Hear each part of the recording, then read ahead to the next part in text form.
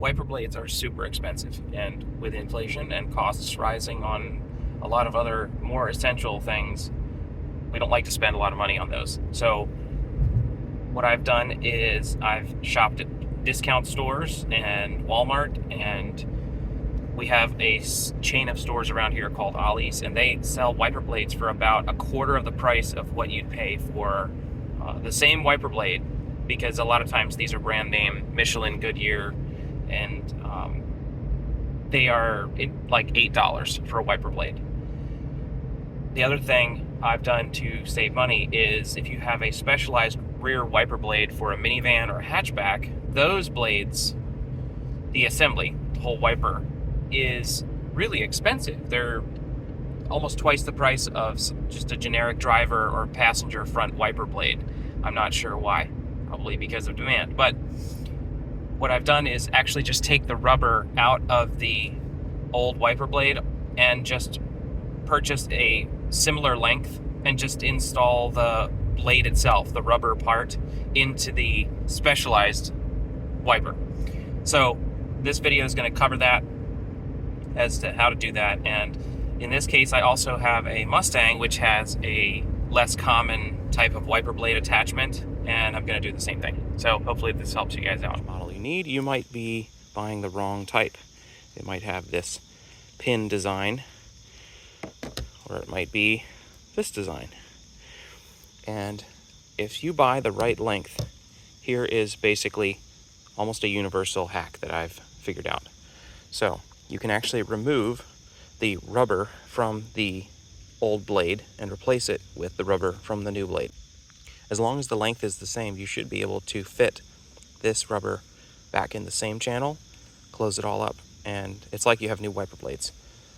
This springy part of the blade doesn't usually go bad very often, and then you have new wiper blades. So this one is the factory wiper blade. This is for a Mustang, and it has a unique kind of saddle design right here that fits in the wiper arm. And I'm sure I'd have to buy one specific for this car. This is not a typical wiper blade design. And then this one is a very, very common pin design where you just snap a hook over it. So this is probably what you're going to find on most cars. But I'm going to take this one off and put it on here.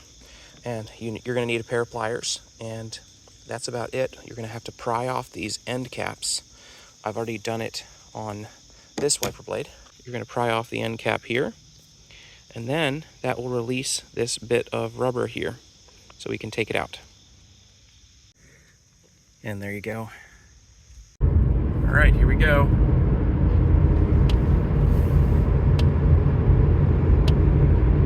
Very nice. A lot of you are asking, why didn't you show the entire process of how you took that rubber out of that wiper blade? Because there are so many different designs. This is a DIY thing to save some money. So the removal of the rubber strip, the blade part from the assembly, the arm, is going to be different on almost every type of brand.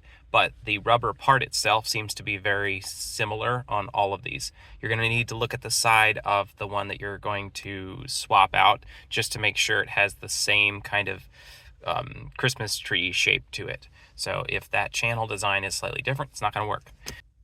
But basically, this is a DIY thing. It takes a little more work to save you hopefully $10 to $15 every time you have to replace a rear wiper blade.